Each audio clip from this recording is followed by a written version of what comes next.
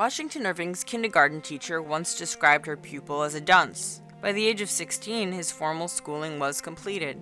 Yet Irving, by today's standards, had acquired little more than an elementary-level education.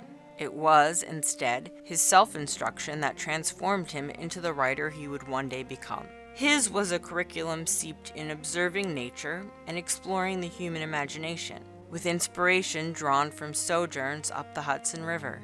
What a time of intense delight was that first sail through the Highlands. I sat on the deck as we slowly tided along at the foot of those stern mountains, and gazed with wonder and admiration at cliffs impending far above me, crowned with forests and eagles sailing and screaming around them, or listened to the unseen stream dashing down precipices, or beheld rock and tree and cloud and sky reflected in the glassy stream of the river. But of all the scenery of the Hudson, the Catskill Mountains had the most witching effect on my boyish imagination. Never shall I forget the effect upon me of the first view of them predominating over a wide extent of country, part wild, woody, and rugged, part softened away into all the graces of cultivation. As we slowly floated along, I lay on the deck and watched them through a long summer's day, undergoing 1,000 mutations under the magical effects of atmosphere, sometimes seeming to approach, at other times to recede, now almost melting into hazy distance, now burnished by the setting sun, until in the evening they printed themselves against the glowing sky in the deep purple of an Italian landscape. Years later, and living abroad in Europe, Irving, now famous for a history of New York, written under the pseudonym of Dietrich Knickerbocker, harkened back to that wondrous imagery of the Catskills as he wrote, over the course of a single night, the tale of a man who had suddenly awakened from a long sleep. It was to become part of a new collection, the sketchbook of Geoffrey Crayon, Gentleman. The new pen name represented everything he would have liked to have been.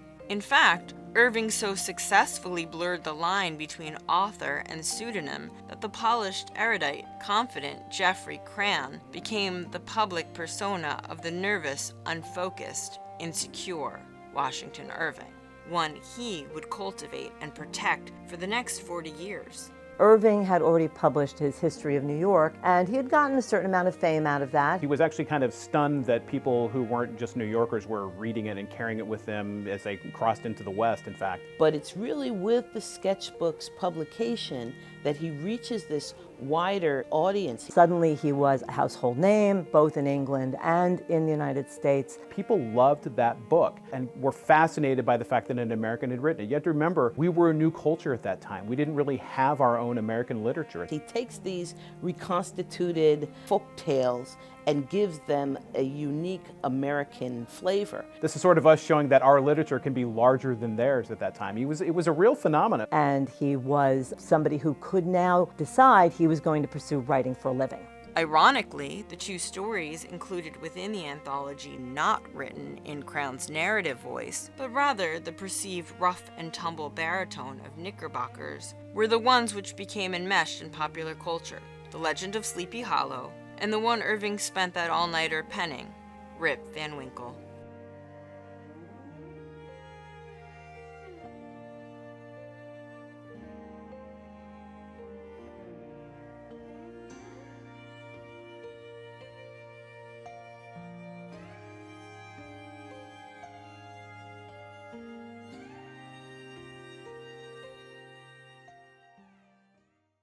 The following tale was found among the papers of the late Dietrich Knickerbocker, an old gentleman of New York, who was very curious in the Dutch history of the province and the manners of the descendants from its primitive settlers. His historical researches, however, did not lie so much among books as among men, for the former are lamentably scanty on his favorite topics, whereas he found the old burghers, and still more their wives, rich in that legendary lore, so invaluable to true history. Whenever, therefore, he happened upon a genuine Dutch family, snugly shut up in its low-roofed farmhouse under a spreading sycamore, he looked upon it as a little class volume of black letter, and studied it with the zeal of a bookworm. The result of all these researches was a history of the province during the reign of the Dutch governors, which he published some years since. There have been various opinions as to the literary character of his work, and to tell the truth, it is not a whit better than it should be.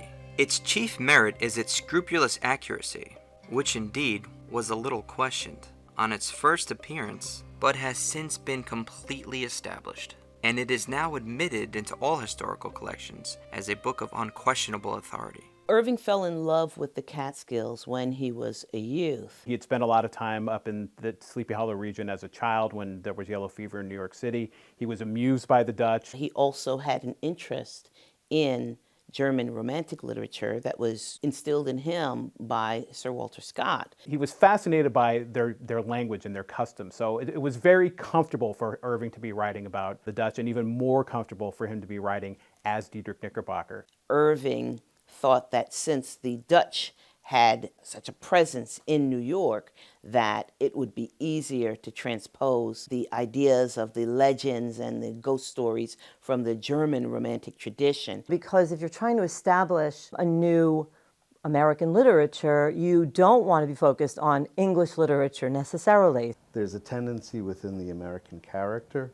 to look forward, to always think in terms of progress. And I think Irving is a little bit suspicious of that. He is tapping into a different version of the American past, in fact, by focusing on the Dutch roots. He's interested in making sure that his readers in the 1820s did not lose track of that particular aspect of the collective American cultural identity. The old gentleman died shortly after the publication of his work, and now that he is dead and gone, it cannot do much harm to his memory to say that his time might have been much better employed in weightier labors. He, however, was apt to ride his hobby his own way, and though it did now and then kick up the dust a little in the eyes of his neighbors, and grieve the spirit of some friends for whom he felt the truest deference and affection, yet his errors and follies are remembered more in sorrow than in anger, and it begins to be suspected that he never intended to injure or offend. But however his memory may be appreciated by critics, it is still held dear by many folk, whose good opinion is well worth having, particularly by certain biscuit bakers, who have gone so far as to imprint his likeness on their New Year cakes, and have thus given him a chance for immortality, almost equal to the being stamped on a Waterloo medal or a Queen Anne's farthing.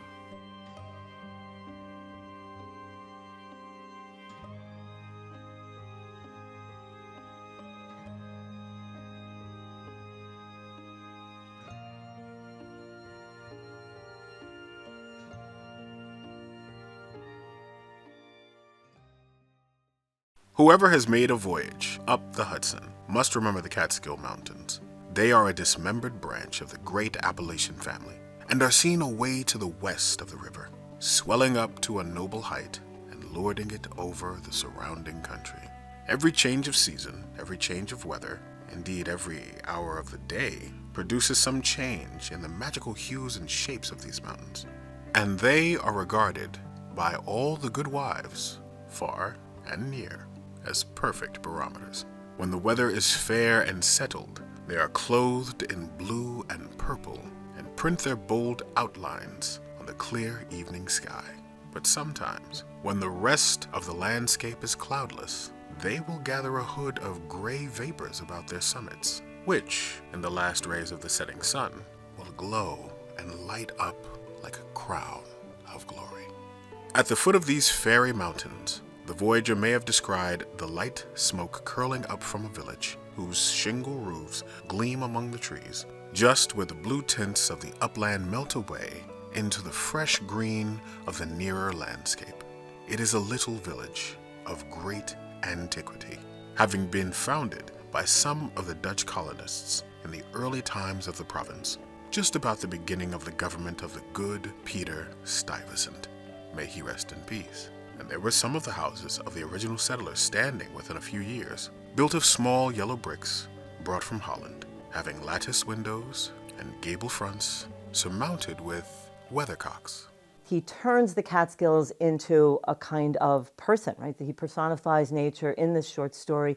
You can feel the kind of connectedness he feels to the world around him. The prevailing disposition of the land, especially by the ambitious Americans who are interested in this robust nation that wants to grow economically, that disposition towards the land is about homesteading and it's about farming. His disposition is one of almost escape, it's a respite, it's a place to move to. In that way, he's really tapping into the deepest part of the romantic sensibility. That's not so much what we think of when we think of about classical British romantic poets. This is more of an American disposition. With Irving, you have to be careful not to give him too much credit for being well-versed in the Romantic movement. Irving comes out of more an artistic background. Irving was hanging out in London with the artists. So I think he's approaching his description of nature more from that artistic sense more than the capital R romantic sense. He also prefigures the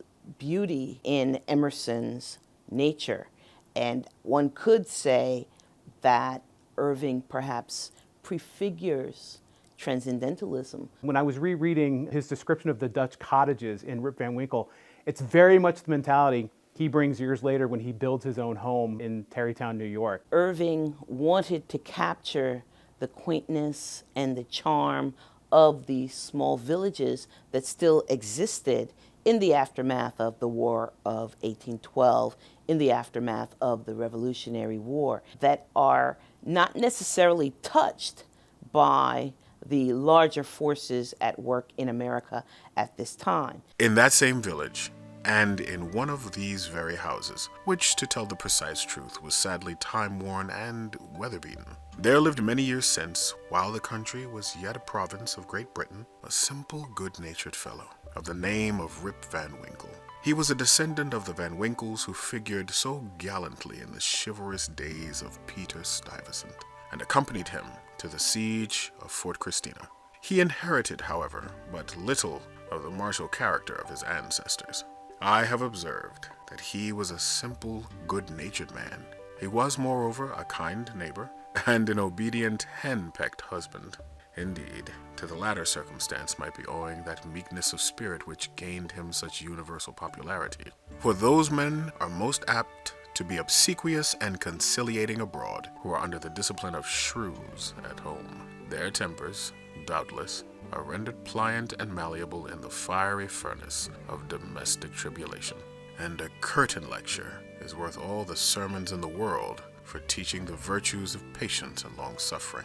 A termagant wife may, therefore, in some respects, be considered a tolerable blessing, and if so, Rip Van Winkle was thrice blessed. The role Dame Van Winkle plays, telling Rip to work, to not be lazy, to take care of their broken down house, she's encouraging him to be more responsible. I feel like she is actually the voice of all the people telling him the things he should be doing. You should go into law, you should go into the family business. As a people, we take great pride in our home, and I think that goes back to Puritan roots, the idea of advancing one's position materially. And in some ways, what she keeps nagging him about is his inattentiveness to his farm, to his home. Marriage and being with a woman, having a family, are all about responsibility, and Rip is the anti-responsible individual. I think it's to set up a set of oppositions in terms of what Rip Van Winkle values versus the prevailing kind of values around him. She's more of a caricature than anything else. Irving actually tended to romanticize women. So I don't think he's taking his shot at women as being these overbearing shrews. I don't think that this lends itself to any description of misogyny in Irving as he is creating Dame Van Winkle. When he actually toured Europe and saw the Dutch communities, he was a little disappointed in the Dutch men who he thought were a little bit lazy and were trying to let the women do a lot of the work at the time. So I think maybe he's almost flipping that script. Dame Van Winkle really is more of a symbol of the responsibilities of marriage and fatherhood that Irving himself perhaps was feeling anxiety about. Certain it is that he was a great favorite among all the good wives of the village, who, as usual with the amiable sex, took his part in all family squabbles, and never failed, whenever they talked those matters over in their evening gossipings, to lay all the blame on Dame Van Winkle. The children of the village, too, would shout with joy whenever he approached. He assisted at their sports, made their playthings, taught them to fly kites and shoot marbles, and told them long stories of ghosts, witches, and Indians. Whenever he went dodging about the village, he was surrounded by a troop of them, hanging on his skirts, clambering on his back, and playing 1,000 tricks on him with impunity. And not a dog would bark at him throughout the neighborhood. The great error in Rip's composition was an insuperable aversion to all kinds of profitable labor. It could not be from the want of assiduity or perseverance, for he would sit on a wet rock with a rod as long and heavy as a Tartar's lance, and fish all day without a murmur, even though he should not be encouraged by a single nibble.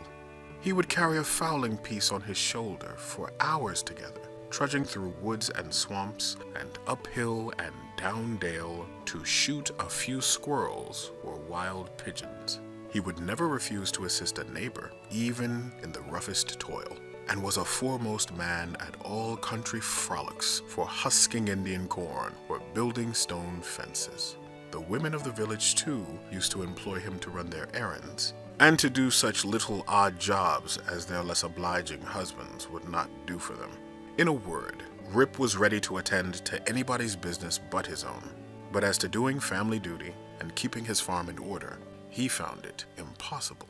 This idea of idleness or laziness is taken up.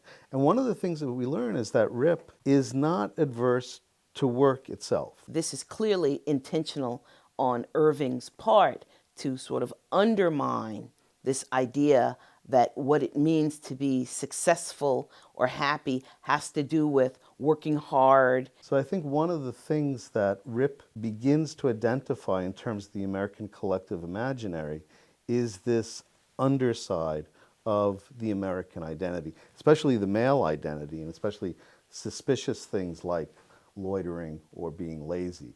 But I think that Washington Irving is giving that value and almost seeing it as a necessary kind of repost to this obsession that Americans have with getting ahead. Irving was not as anti-business oriented as he might seem at first. He does decide to finally go into law, even though he doesn't like it and doesn't really want to practice it. He did not want to go into the family business, but he did step up for 2 years and try to pull the family business out of bankruptcy. Irving was, for most of his early life, constantly trying to find the government job that would give him the comfort he needed to then become a writer. But I think you see in Irving and in Rip more of a similarity in terms of why they want to do the things they want to do. At the moment he's writing Rip Van Winkle, he writes back to his brother and says, don't talk to me about, my lazy ways. Don't try to guide me. I'm going to move forward in the world in my own terms right now. Rip does not want to do things for profit, and neither does Irving. Irving wants to do the things he wants to do because he loves to do them. In fact, he declared it was of no use to work on his farm. It was the most pestilent little piece of ground in the whole country. Everything about it went wrong and would go wrong in spite of him. His fences were continually falling to pieces. His cow would either go astray or get among the cabbages. Weeds were sure to grow quicker in his fields than anywhere else. The rain always made a point of setting in just as he had some outdoor work to do, so that though his patrimonial estate had dwindled away under his management, acre by acre, until there was little more left than a mere patch of Indian corn and potatoes, yet it was the worst conditioned farm in the neighborhood. His children, too, were as ragged and wild as if they belonged to nobody. His son Rip, an urchin begotten in his own likeness, promised to inherit the habits with the old clothes of his father. He was generally seen trooping like a colt at his mother's heels, equipped in a pair of his father's cast-off galligaskins, which he had much ado to hold up with one hand, as a fine lady does her train in bad weather. Rip Van Winkle, however, was one of those happy mortals of foolish, well-oiled dispositions who take the world easy, eat white bread or brown, whichever can be got with least thought or trouble, and would rather starve on a penny than work for a pound. If left to himself, he would have whistled life away in perfect contentment. but his wife kept continually dinning in his ears about his idleness, his carelessness, and the ruin he was bringing on his family.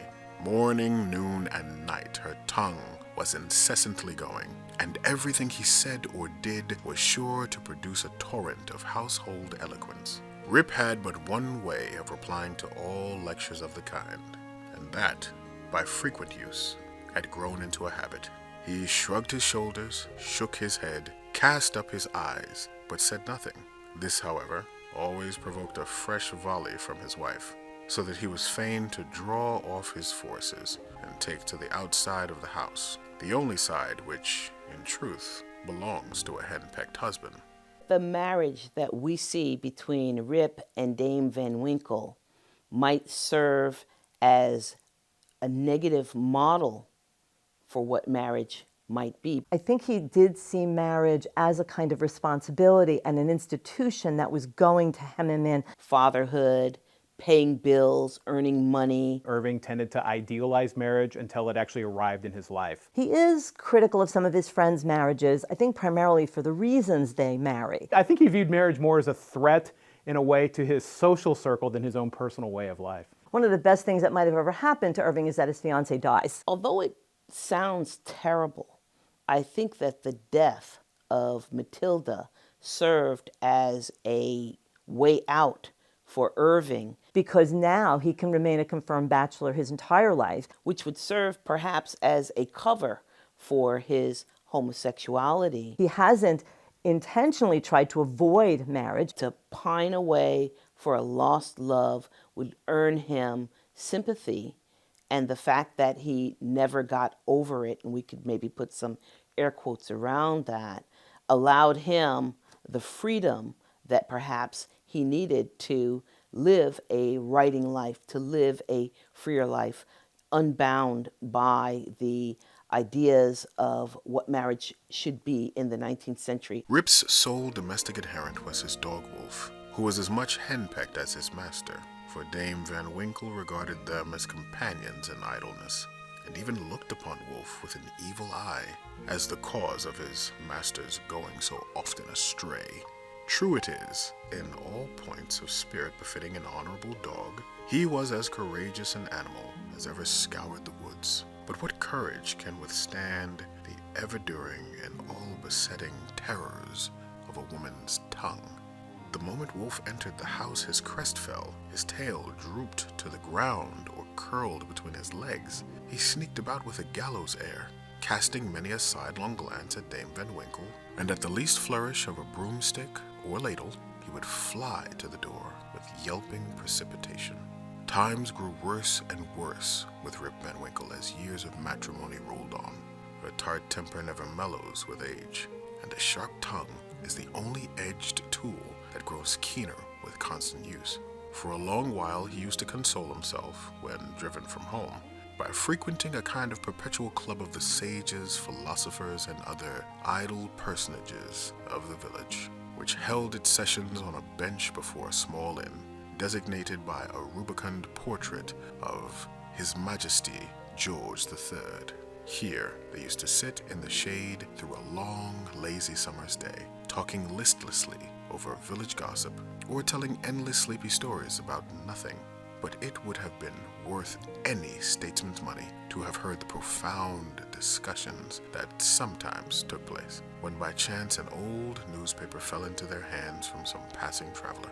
How solemnly they would listen to the contents as drawled out by Derek Van Bummel, the schoolmaster, a dapper, learned little man, who was not to be daunted by the most gigantic word in the dictionary, and how sagely they would deliberate upon public events some months after they had taken place.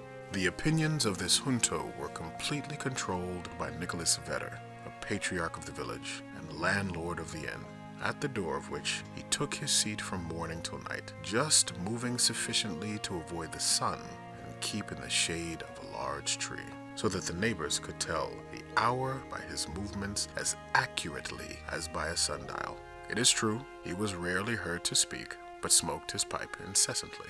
His adherents, however, for every great man has his adherents, perfectly understood him, and knew how to gather his opinions. When anything that was read or related displeased him, he was observed to smoke his pipe vehemently, and to send forth short, frequent, and angry puffs. But when pleased, he would inhale the smoke slowly and tranquilly, and emit it in light and placid clouds, and sometimes, taking the pipe from his mouth, and letting the fragrant vapor curl about his nose, would gravely nod his head in token of perfect approbation. America has long had an anti-intellectual tradition, and I think we see an early iteration of that in Rip Van Winkle. In terms of giving us a portrait of the American character, there is a tendency to lean in the direction of the experienced person as opposed to the bibliophile. Irving did know the difference between wise and book smart, and for Irving, the wise were always usually superior to the book smart. Irving really does value experience and life learning over book learning. He's a very indifferent student as a young man, but he reads a lot. He teaches himself German as an adult in order to read these Germanic folktales. When we see the innkeeper being the sage, as opposed to the very learned schoolmaster, I think we see this highlighted very clearly, this distinction between book learning and the wisdom one receives in life. And for Washington Irving, that would be the sage person. Irving loved conversation. Irving loved dinner parties. The smartest people to him were the great conversationalists, not necessarily the book smart people. I see this as part of Irving's own struggle with what he wants to do, which is right, versus what tradition and what his family has encouraged him to do. From even this stronghold, the unlucky Rip was at length routed by his termagant wife, who would suddenly break in upon the tranquility of the assemblage and call the members all to naught. Nor was that august personage, Nicholas Vedder himself, sacred from the daring tongue of this terrible virago, who charged him outright with encouraging her husband in habits of idleness. Poor Rip was at last reduced almost to despair, and his only alternative, to escape from the labor of the farm and clamor of his wife, was to take gun in hand and stroll away into the woods. Here he would sometimes seat himself at the foot of a tree and share the contents of his wallet with Wolf, with whom he sympathized as a fellow sufferer in persecution. "Poor Wolf," he would say, "thy mistress leads thee a dog's life of it. But never mind, my lad. Whilst I live, thou shalt never want a friend to stand by thee." Wolf would wag his tail, look wistfully in his master's face, and if dogs can feel pity, I verily believe he reciprocated the sentiment with all his heart. Wolf reflects Irving's own love and own need to sort of have that sidekick in his life. Wolf shares in all of Rip's sufferings. He sympathizes with Rip when he's getting yelled at. He is just as much a target of Dame Van Winkle's ire as Rip himself is. This idea of companionship, not for what it's going to get you, but for the sake of companionship, I do think that Rip represents that kind of value. Staying through thick and thin, and it serves as a model perhaps for the relationships that Irving wanted to have with his own friends. In a long ramble of the kind on a fine autumnal day, Rip had unconsciously scrambled to one of the highest parts of the Catskill Mountains. He was after his favorite sport of squirrel shooting, and the still solitudes had echoed and re-echoed with the reports of his gun. Panting and fatigued, he threw himself late in the afternoon on a green knoll covered with mountain herbage that crowned the brow of a precipice. From an opening between the trees, he could overlook all the lower country for many a mile of rich woodland. He saw at a distance the lordly Hudson far, far below him, moving on its silent but majestic course, with the reflection of a purple cloud or the sail of a lagging bark, here and there sleeping on its glassy bosom, and at last losing itself in the blue highlands. On the other side, he looked down into a deep mountain glen, wild, lonely, and shagged, the bottom filled with fragments from the impending cliffs and scarcely lighted by the reflected rays of the setting sun. For some time, Rip lay musing on this scene. Evening was gradually advancing. The mountains began to throw their long blue shadows over the valleys. he saw that it would be dark long before he could reach the village, and he heaved a heavy sigh when he thought of encountering the terrors of Dame Van Winkle. Here's Rip. He's having this emotional breakdown. He has no way of dealing with his wife anymore. So what does he do? He heads off into the woods because he knows there he's going to feel peace and he's going to feel contentment and he's going to be able to attain a kind of psychological ease that he can't down in town. Irving responded very strongly to just the sheer power, the sheer imagery of the Catskills and to that region. There's something in there that spoke very strongly to him. Nature plays a very important role in Rip Van Winkle. And I think it is directly correlated to English Romanticism in the sense that one finds solace in nature. Irving is almost a case study in Romanticism. The way he relates to the natural world, his belief in emotion, his belief in instinct over reason, all of those things, but especially in his relationship to the world around him. Certainly, if we look at a work that is published roughly the same time as Rip Van Winkle, and I'm thinking Mary Shelley's Frankenstein, whenever Victor is troubled by the acts he has committed and his own irresponsibility, he finds solace in nature. Nature in Frankenstein is a character, and I believe the same thing is at work in Rip Van Winkle. As he was about to descend, he heard a voice from a distance, hallooing, "Rip Van Winkle! Rip Van Winkle!" He looked round, but could see nothing but a crow winging its solitary flight across the mountain. He thought his fancy must have deceived him, and turned again to descend, when he heard the same cry ring through the still evening air. "Rip Van Winkle! Rip Van Winkle!" At the same time, Wolf bristled up his back, and giving a low growl, skulked to his master's side. Looking fearfully down into the glen, Rip now felt a vague apprehension stealing over him. He looked anxiously in the same direction, and perceived a strange figure slowly toiling up the rocks, and bending under the weight of something he carried on his back. He was surprised to see any human being in this lonely and unfrequented place, but supposing it to be someone of the neighborhood in need of his assistance, he hastened down to yield it. On nearer approach, he was still more surprised at the singularity of the stranger's appearance.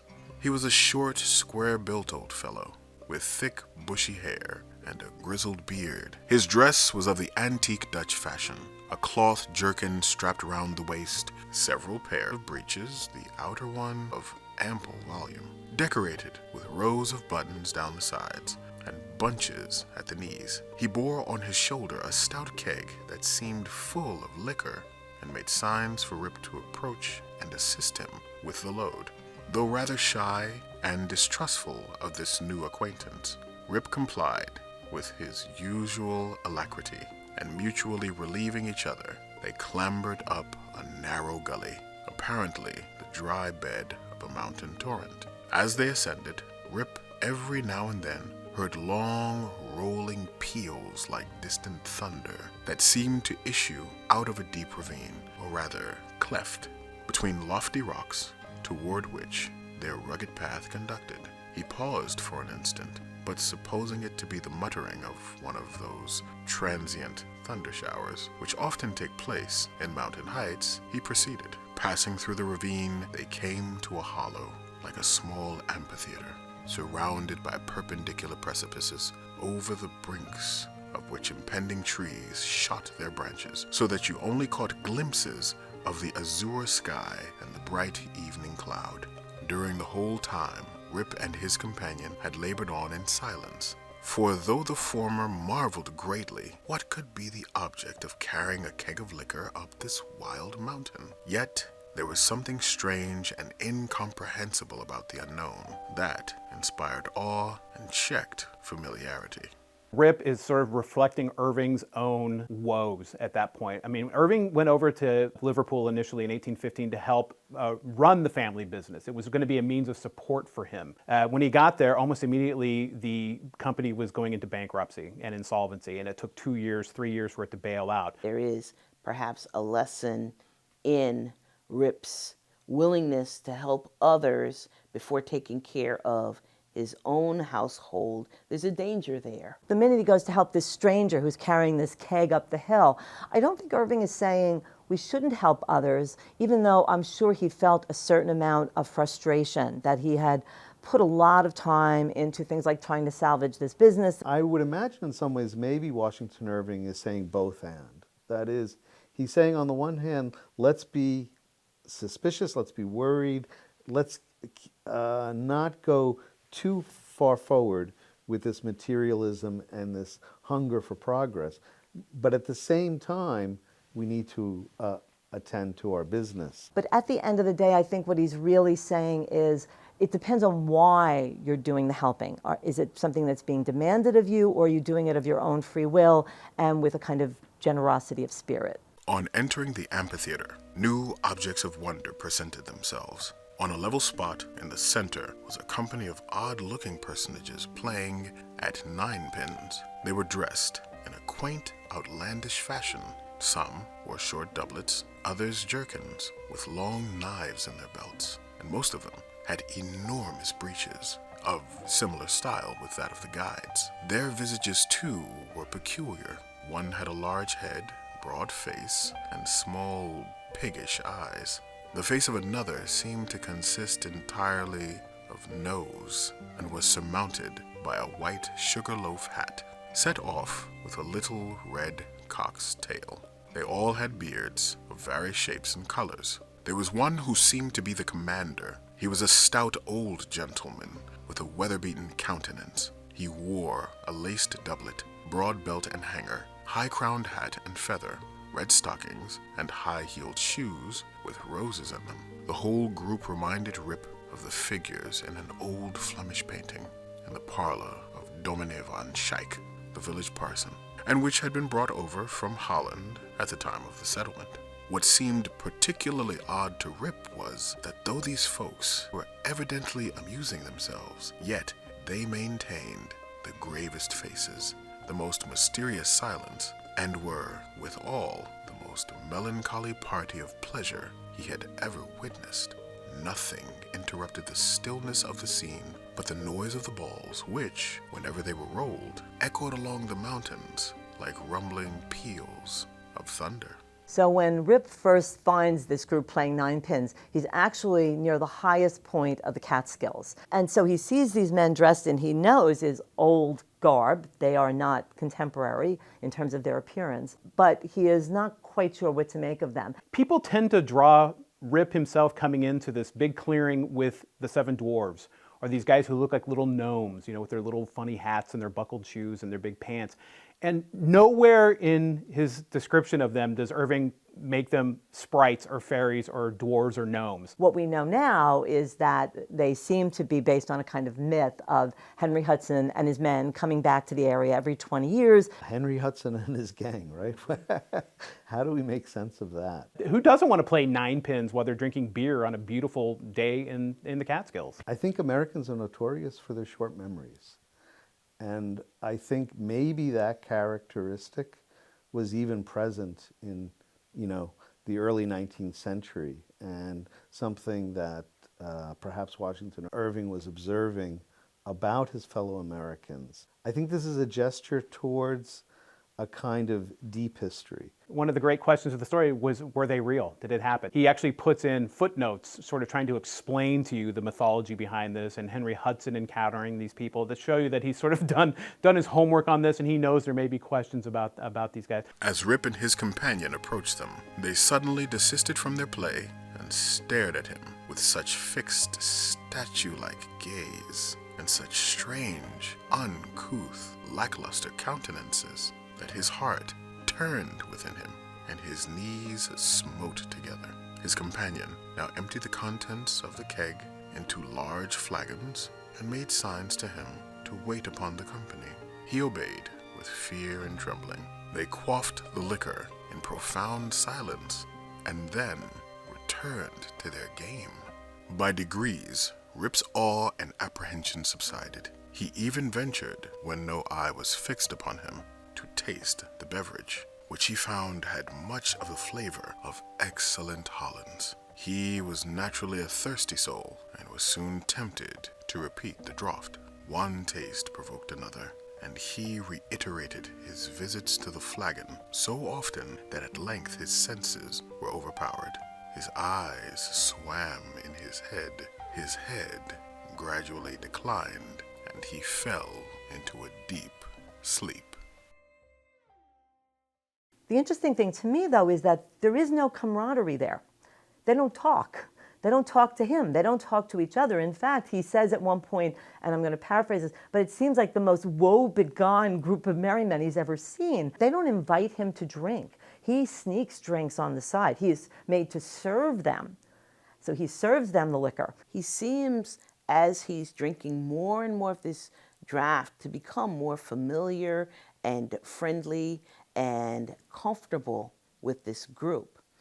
I can see this as perhaps Irving being desirous of this sort of community of men where he can be a part, but he can still feel comfortable and accepted. This idea of the brotherhood of man, and this idea that, especially for the American male, the escape from society means very often to escape female company. Eve Sedgwick would have called this scene in the midst of the Catskills perhaps homosocial bonding, this idea that these very close relationships with these men serve a purpose for a given character. This is, again, very consistent with Irving's own sort of proclivities. Again, constantly in the presence of a close-knit group of men, his own age, usually artists. At the time he's writing Rip Van Winkle, in fact, he's living in London at one point with a very close-knit group of very artistic young men. I don't think that Irving was necessarily, I don't want to say he was having second thoughts or that he was questioning his own sexuality necessarily, but I think if you put those two male worlds side by side, that the starkness between them says something about some of the things he might have been struggling with in his life. On waking, he found himself on the green knoll whence he had first seen the old man of the glen. He rubbed his eyes. It was a bright, sunny morning. The birds were hopping and twittering among the bushes, and the eagle was wheeling aloft and breasting the pure mountain breeze. Surely, thought Rip, I have not slept here all night. He recalled the occurrences before he fell asleep. The strange man with a keg of liquor, the mountain ravine, the wild retreat among the rocks, the woe-begone party at Ninepins, the flagon. Oh, that flagon, that wicked flagon, thought Rip. What excuse shall I make to Dame Van Winkle? He looked round for his gun, but in place of the clean, well-oiled fowling piece, he found an old firelock lying by him, the barrel encrusted with rust, the lock falling off, and the stock worm-eaten. He now suspected that the grave roysters of the mountain had put a trick upon him, and, having dosed him with liquor, had robbed him of his gun. Wolf, too, had disappeared, but he might have strayed away after a squirrel or partridge. He whistled after him and shouted his name, but all in vain. The echoes repeated his whistle and shout, but no dog was to be seen. When Rip has a flash of terror upon awakening and realizing that the world is different, we can look at that as Irving's own anxieties about increased urbanization and the idea that there are no small hamlets left. Terror? I'm not quite sure if it's terror. I think it's the starkness of the existential reality of needing to make choices in some ways. That's Irving's night terrors of fighting family bankruptcy more than anything else. The humiliation of having to go in and file for bankruptcy and having your books exposed for all to see and it's reported in the newspapers. This was the terrifying experience in Irving's life. Having that sort of thing go public, I think that's the nightmare scenario that he's constantly waking up from. There might have been a real fear in facing the family again. Coming back, had he achieved enough? Irving did feel like he might have been wasting his time in Europe. He spends a lot of years there. On the other hand, he's productive there. If you look at the way it lines up, he finishes filing for bankruptcy. Everything is finished. They are finally off the hook. 2 months later, he writes Rip Van Winkle. He determined to revisit the scene of the last evening's gamble, and if he met with any of the party, to demand his dog and gun. As he rose to walk, he found himself stiff in the joints and wanting in his usual activity. "These mountain beds do not agree with me," thought Rip. "And if this frolic should lay me up with a fit of the rheumatism, I shall have a blessed time with Dame Van Winkle." With some difficulty, he got down into the glen.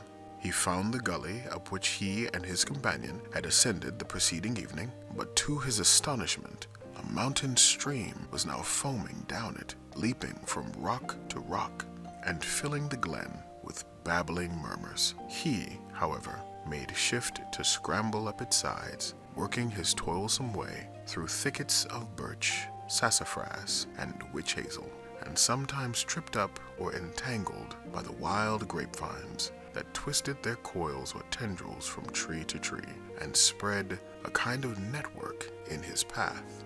At length he reached to where the ravine had opened through the cliffs to the amphitheater, but no traces of such opening remained. The rocks presented a high, impenetrable wall, over which the torrent came tumbling in a sheet of feathery foam, and fell into a broad, deep basin, black from the shadows of the surrounding forest.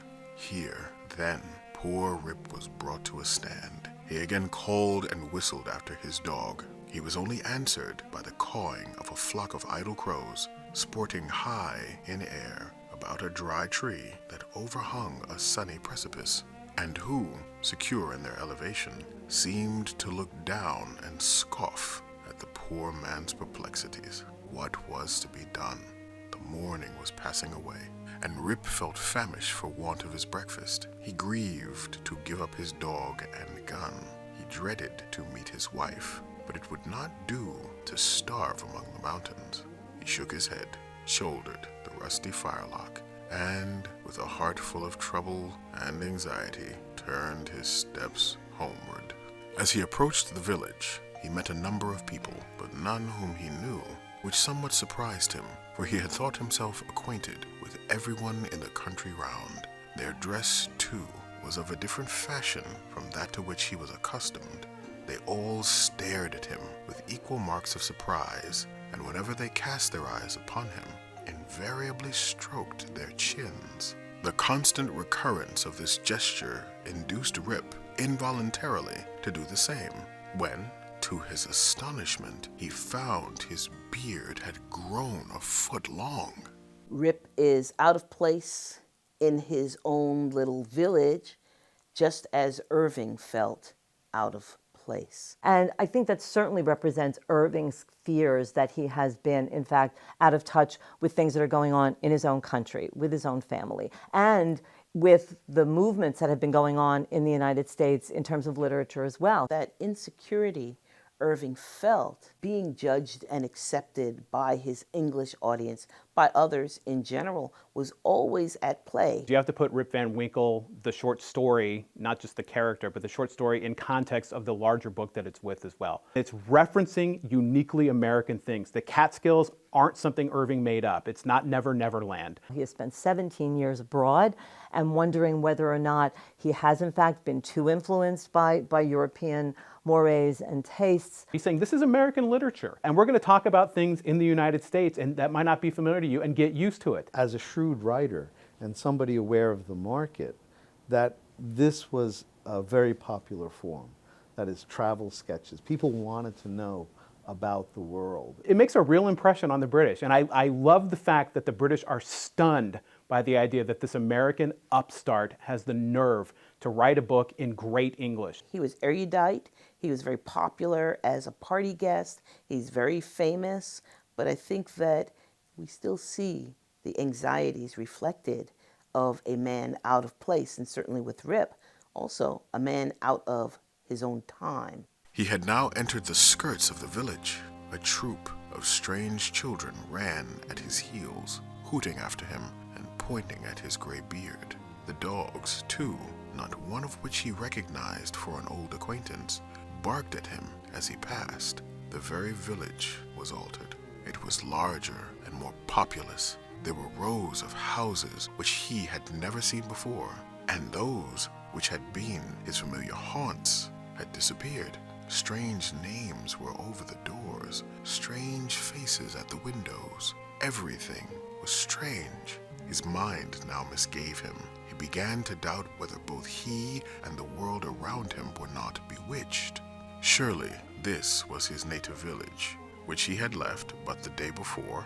There stood the Catskill Mountains. There ran the Silver Hudson at a distance.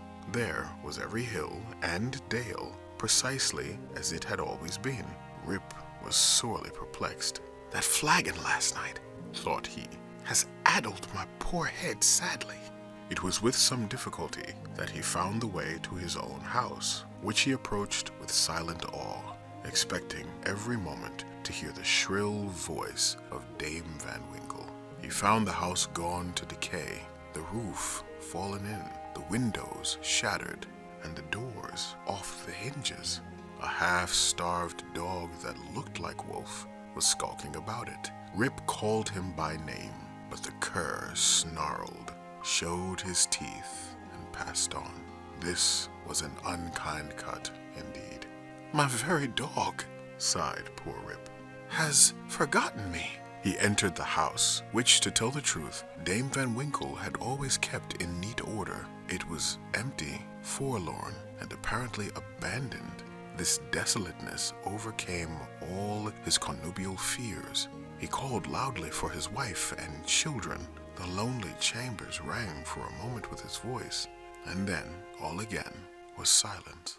When Rip returns to his home and he finds it abandoned, falling down, completely decrepit, one could look at this as perhaps Irving lamenting all the time that he missed with his own family. Irving felt a certain amount of regret over the things he missed over time. His father was very overbearing. He probably did not necessarily miss his father. I think he admired his father, even though his father was very strict, very religious in ways that Irving himself was not. But his mother was a nurturing spirit. The fact that the house has completely fallen apart in some ways may also represent other kinds of family connections that he might have felt he'd lost. So one could look at the return home as maybe Irving exemplifying some guilt over not being home for important events, certainly the deaths that occurred in his family. He's been in touch with the family, and he's been very close to his siblings over the years, but it's not quite the same when you're on the other side of the ocean and they're over here. Perhaps Irving is saying, I missed out on quite a bit, and he maybe holds himself responsible for that. He now hurried forth and hastened to his old resort, the village inn. But it too was gone. A large, rickety wooden building stood in its place, with great gaping windows, some of them broken and mended with old hats and petticoats. And over the door was painted, "The Union Hotel" by Jonathan Doolittle. Instead of the great tree that used to shelter the quiet little Dutch inn of yore, there now was reared a tall, naked pole, with something on the top that looked like a red nightcap, and from it was fluttering a flag on which was a singular assemblage of stars and stripes. All this was strange and incomprehensible. He recognized on the sign, however, the ruby face of King George, under which he had smoked so many a peaceful pipe. But even this was singularly metamorphosed. The red coat was changed for one of blue and buff. A sword was held in the hand instead of a scepter. The head was decorated with a cocked hat, and underneath was painted in large characters, "General Washington." There was, as usual, a crowd of folk about the door, but none that Rip recollected. The very character of the people seemed changed. There was a busy, bustling, disputatious tone about it, instead of the accustomed phlegm and drowsy tranquility. He looked in vain for the sage Nicholas Vedder, with his broad face, double chin, and fair long pipe, uttering clouds of tobacco smoke instead of idle speeches, or Van Bummel, the schoolmaster, doling forth the contents of an ancient newspaper. In place of these, a lean, bilious-looking fellow with his pockets full of handbills was haranguing vehemently about rights of citizens, elections, members of Congress, liberty, Bunker's Hill, heroes of '76, and other words, which were a perfect Babylonish jargon to the bewildered Van Winkle. When Rip returns to the village and sees the face of George Washington on the tavern as opposed to King George, I think that that shows perhaps a nation that is unsure of itself. I do think in many ways Americans still fundamentally thought of themselves as British or having British roots.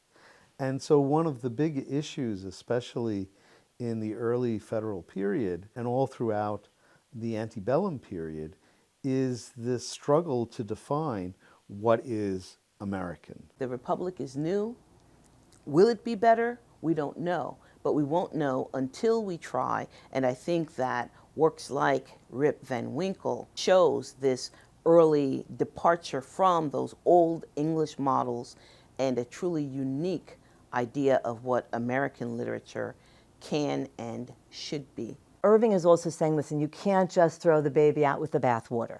You need to maintain a certain amount of contact and constancy with the past.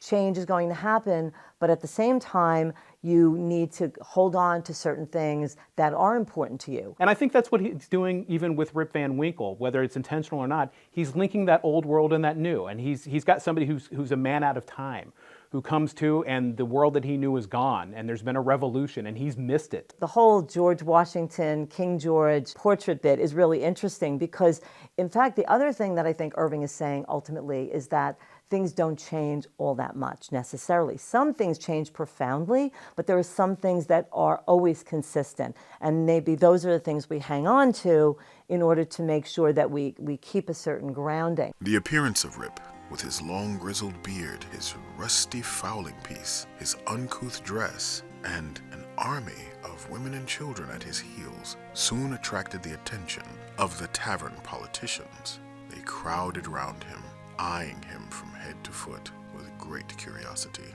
The orator bustled up to him and, drawing him partly aside, inquired on which side he voted. Rip stared in vacant stupidity. Another short but busy little fellow pulled him by the arm and, rising on tiptoe, inquired in his ear whether he was Federal or Democrat. Rip was equally at a loss to comprehend the question when a knowing, self-important old gentleman in a sharp-cocked hat made his way through the crowd, putting them to the right and left with his elbows as he passed, and planting himself before Van Winkle with one arm akimbo, the other resting on his cane, his keen eyes and sharp hat penetrating, as it were, into his very soul, demanded in an austere tone what brought him to the election with a gun on his shoulder and a mob at his heels, and whether he meant to breed a riot in the village? "Alas, gentlemen," cried Rip, somewhat dismayed, "I am a poor quiet man, a native of the place, and a loyal subject of the king.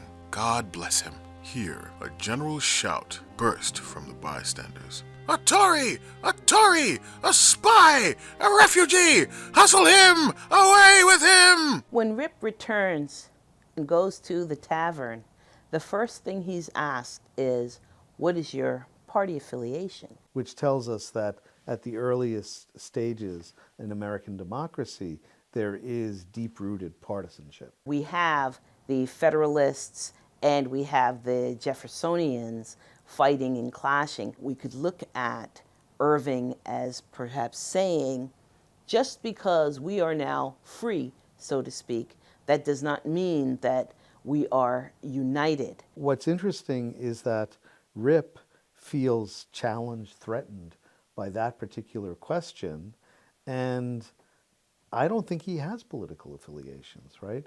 I don't think he's interested in the nuts and bolts of the politics of his particular day and won't engage so much in those arguments. For a minute there, you wonder whether he's going to get tarred and feathered. 20 years earlier, it would have been a much more measured response to somebody's political affiliation. Now politics is very serious. And I think Irving sees this in many ways as a negative change and a loss in the way American society is functioning. The story's written 200 years ago, and we're sitting in a modern context with the same fights over party affiliation. So I'm not sure if he's saying there is a danger in democracy, but he's certainly expressing anxiety over the divisiveness of party politics. It was with great difficulty that the self-important man in the cocked hat restored order, and, having assumed a tenfold austerity of brow, demanded again of the unknown culprit what he came there for and whom he was seeking. The poor man humbly assured him that he meant no harm, but merely came there in search of some of his neighbors who used to keep about the tavern. Well, who are they? Name them. Rip bethought himself a moment and inquired, "Where's Nicholas Vedder?"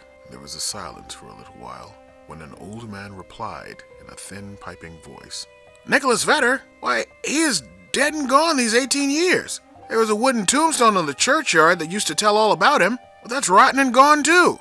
Where's Brom Dutcher?" "Oh, he went off to the army in the beginning of the war. Some say he was killed at the storming of Stony Point. Others say he was drowned in a squall at the foot of Antony's Nose. I don't know. He never came back again." "Where's von Bummel, the schoolmaster?" "He went off to the wars too. Was a great militia general, and is now in Congress." Rip's heart died away at hearing of these sad changes in his home and friends, and finding himself thus alone in the world. Every answer puzzled him too, by treating of such enormous lapses of time, and of matters which he could not understand. War, Congress, Stony Point. He had no courage to ask after any more friends, but cried out in despair, "Does nobody here know Rip Van Winkle?" "Oh, Rip Van Winkle!" exclaimed 2 or 3.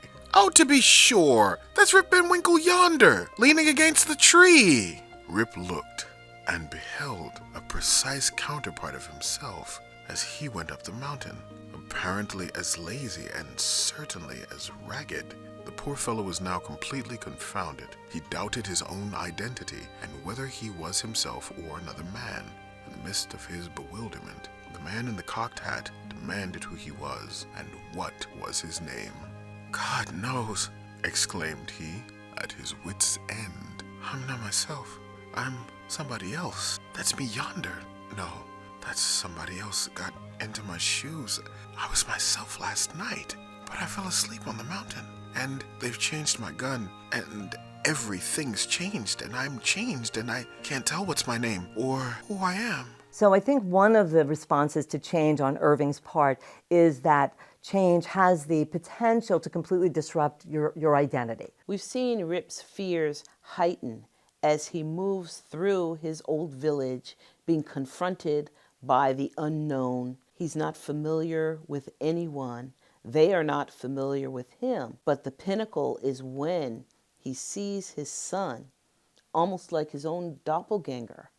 And in seeing that, he suffers this loss of identity, this mental breakdown. That suddenly shakes his world to its core. Before that, he's confused, but he's not questioning his own identity. This sort of shuddering horror of seeing his own self separate from him. He wonders, is this what I've been? It's a very powerful idea, the notion of being asleep for 20 years. Many people we know are on rote kinds of paths in which they're not fully awake, and then might come to a moment of crisis when there's a deeper understanding of what those 20 years have been, the kind of life they've led, and a sort of reckoning. And fundamentally, I think for Irving, that's the great fear. And it's a fear he carries with him through his whole life.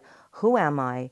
Where do I belong? Am I of worth? And what is it that I'm bringing to the table? The bystanders began now to look at each other, nod, wink significantly, and tap their fingers against their foreheads. There was a whisper also about securing the gun and keeping the old fellow from doing mischief, at the very suggestion of which the self-important man in the cocked hat retired with some precipitation. At this critical moment, a fresh, comely woman pressed through the throng to get a peep at the gray-bearded man. She had a chubby child in her arms, which, frightened at his looks, began to cry. "Hush, Rip!" cried she. "Hush, you little fool! The old man won't hurt you!" The name of the child, the air of the mother, the tone of her voice, all awakened a train of recollections in his mind.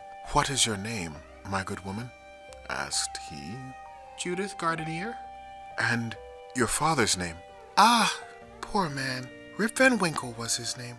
But it's 20 years since he went away from home with his gun, and never has been heard of since. His dog came home without him, but whether he shot himself or was carried away by the Indians, nobody can tell. I was then but a little girl." Rip had but one question more to ask, but he put it with a faltering voice. "Where's your mother?" "Oh, she too had died, but a short time since. She broke a blood vessel in a fit of passion at a New England peddler." There was a drop of comfort at least in this intelligence. The honest man could contain himself no longer. He caught his daughter and her child in his arms. "I am your father," cried he. "Young Rip Van Winkle once, old Rip Van Winkle now. Does nobody know poor Rip Van Winkle?"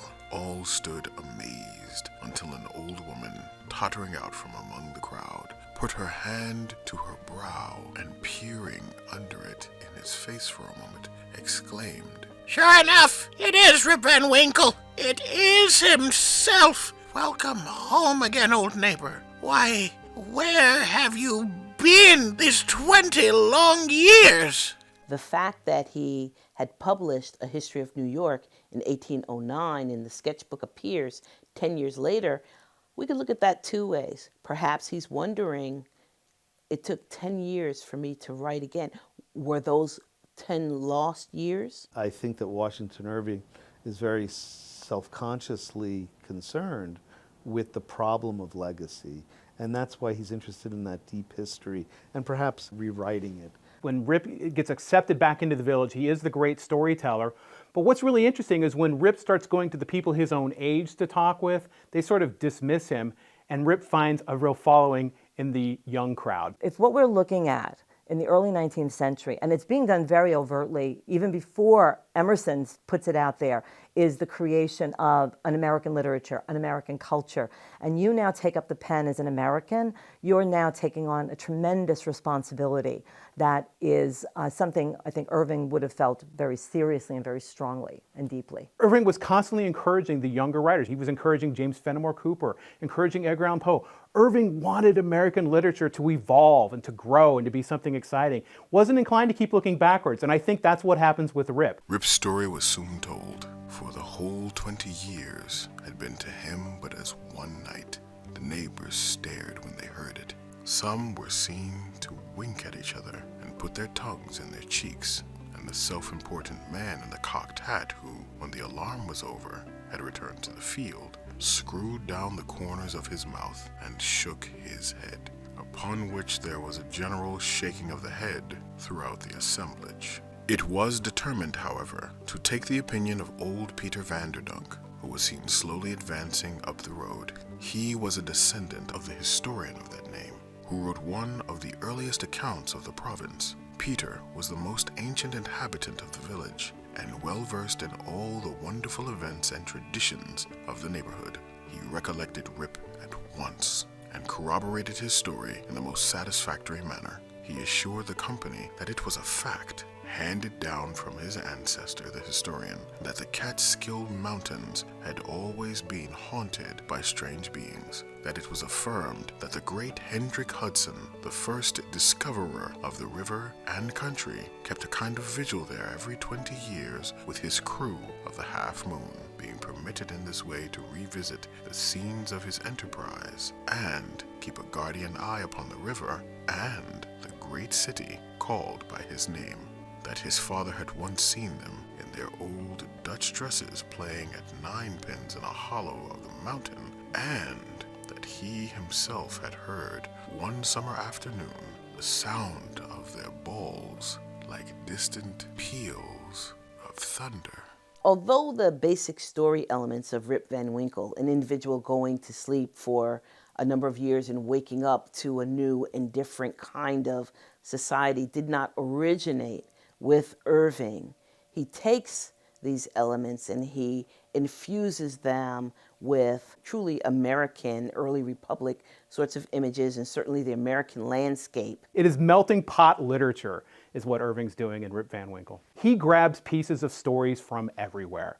He grabs pieces of stories from other cultures. He grabs German stories and Dutch stories and Old English stories and fairy tales that he's heard, and he stirs them around and he turns them into something new. And what he always does that's so, again, uniquely American, is he tells you this is a story you've never heard before. He was creating an American mythology and creating a set of stories that Americans could then turn to and call as their own. He's grounding his writing in specific concrete places and history. We are a nation of immigrants, and certainly a lot of the readers would have remembered stories and tales like this from their own past, so there would have been that reverberation on the one hand, but now he's making them new on the other. But then in adding this fantastic element to it, there's an element of speculation. And Irving is the first one to sort of artistically weave all of these things together. The English see the Englishness of his work. The Americans certainly see familiar markings in his work. And I don't think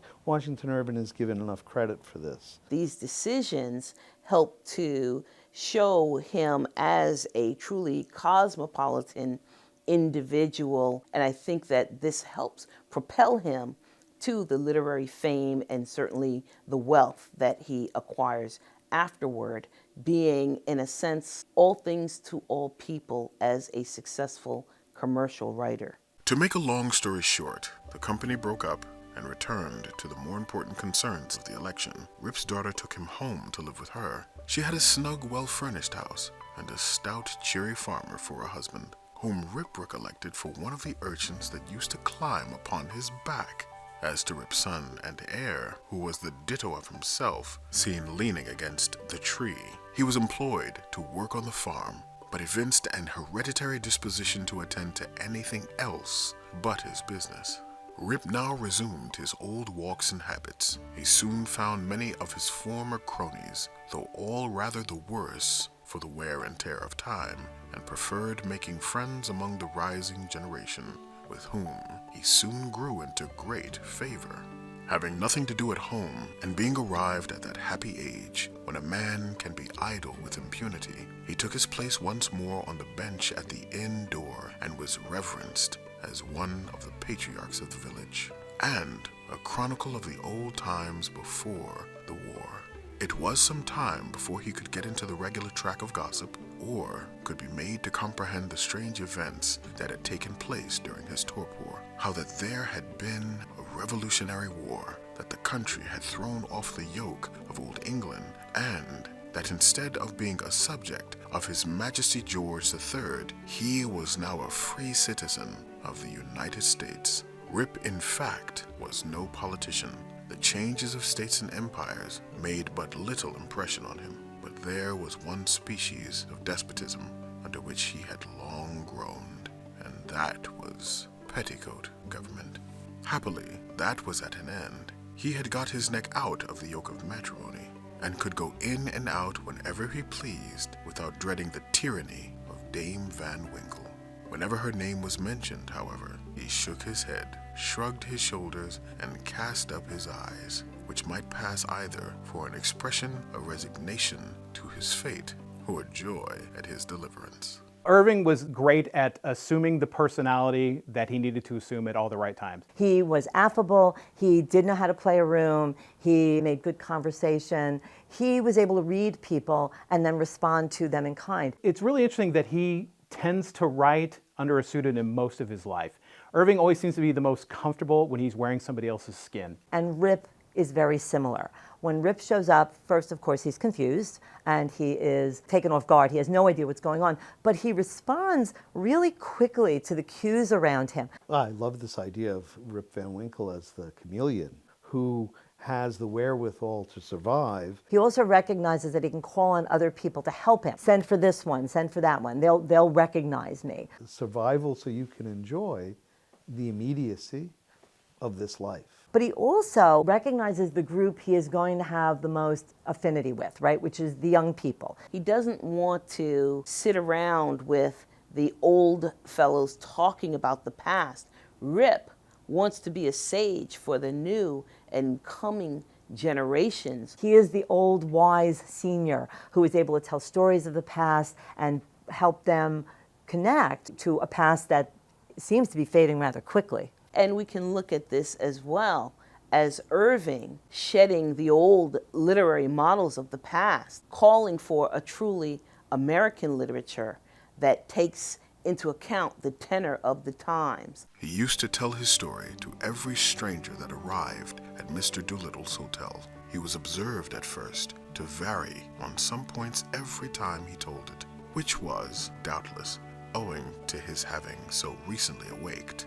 It at last settled down precisely to the tale I have related, and not a man, woman, or child in the neighborhood but knew it by heart. Some always pretended to doubt the reality of it, and insisted that Rip had been out of his head, and that this was one point on which he always remained flighty. The old Dutch inhabitants, however, almost universally gave it full credit. Even to this day, they never hear a thunderstorm of a summer afternoon about the Catskill, but they say Hendrik Hudson and his crew are at their game of ninepins. And it is a common wish of all henpecked husbands in the neighborhood, when life hangs heavy on their hands, that they might have a quieting draught out of Rip Van Winkle's flagon.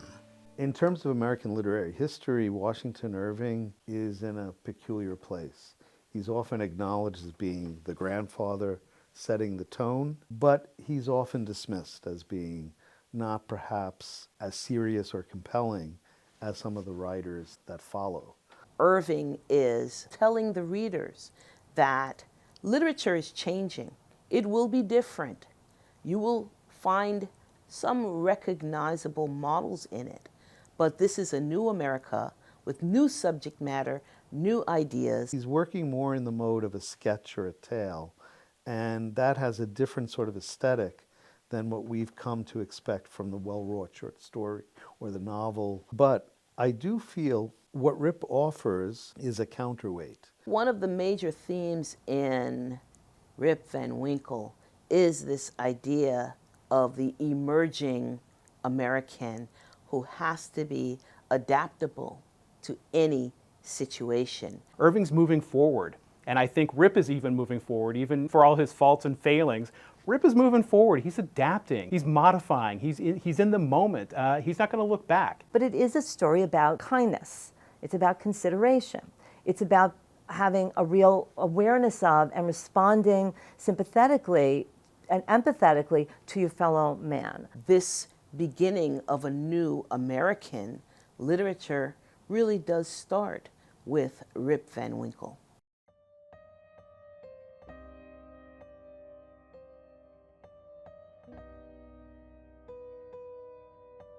The foregoing tale, one would suspect, had been suggested to Mr. Knickerbocker by a little German superstition about the Emperor Frederick der Rothbart and the Kipphauser Mountain. The subjoined note, however, which he had appended to the tale, shows that it is an absolute fact, narrated with his usual fidelity. The story of Rip Van Winkle may seem incredible to many, but nevertheless I give it my full belief. For I know the vicinity of our old Dutch settlements to have been very subject to marvelous events and appearances. Indeed, I have heard many stranger stories than this in the villages along the Hudson, all of which were too well authenticated to admit of a doubt. I have even talked with Rip Van Winkle myself, who, when last I saw him, was a very venerable old man, and so perfectly rational and consistent on every other point, that I think no conscientious person could refuse to take this into the bargain. Nay, I have seen a certificate on the subject taken before a country justice and signed with a cross in the justice's own handwriting. The story, therefore, is beyond the possibility of doubt. Dietrich Knickerbocker.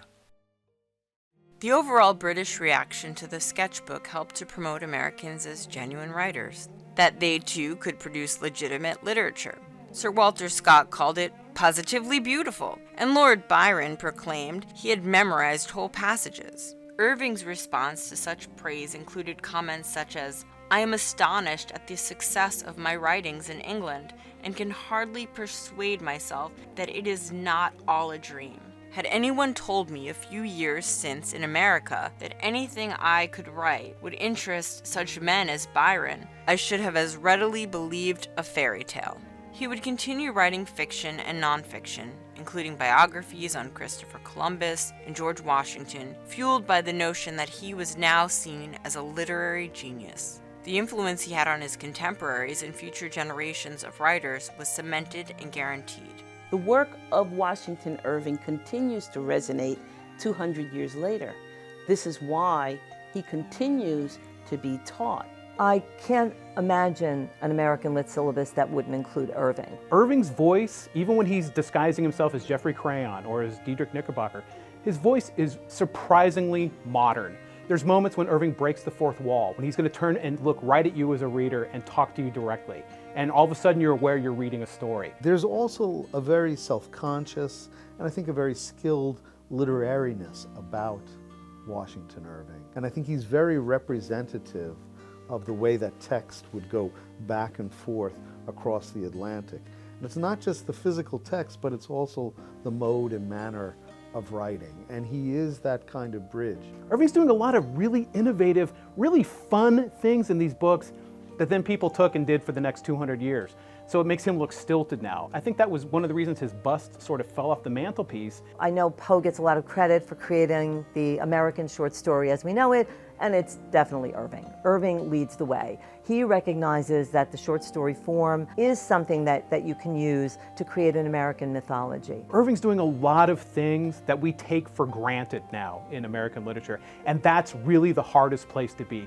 Being the first is sometimes the toughest place to be because it then does make you look like you're passé. The attention to detail in the American landscape would not have made the novels of those later writers as rich had they not looked at Irving and perhaps used Irving as one of their literary models. He is speaking to all of the best and worst in us as Americans, no matter what you're reading. It's about who we are as American people, what is it we value, our own American history and what we are, which is not always a pretty or nice history to tell, but we need to own it. I don't think we can underscore the importance of Washington Irving to the development of truly American literature. Washington Irving passed away on November 28, 1859, aged 76, at his beloved sunny side, and was buried under a simple headstone at Sleepy Hollow Cemetery. Both he and his grave were paid tribute by Henry Wadsworth Longfellow in his 1876 poem,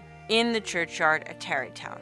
Here lies the gentle humorist who died in the bright Indian summer of his fame, a simple stone with but a date and name, marks his secluded resting place beside the river that he loved and glorified. Here in the autumn of his days he came, but the dry leaves of life were all aflame, with tints that brightened and were multiplied. How sweet a life was his, how sweet a death, living to wing with mirth the weary hours, or with romantic tales the heart to cheer, dying to leave a memory like the breath of summers, full of sunshine and of showers, a grief and gladness in the atmosphere.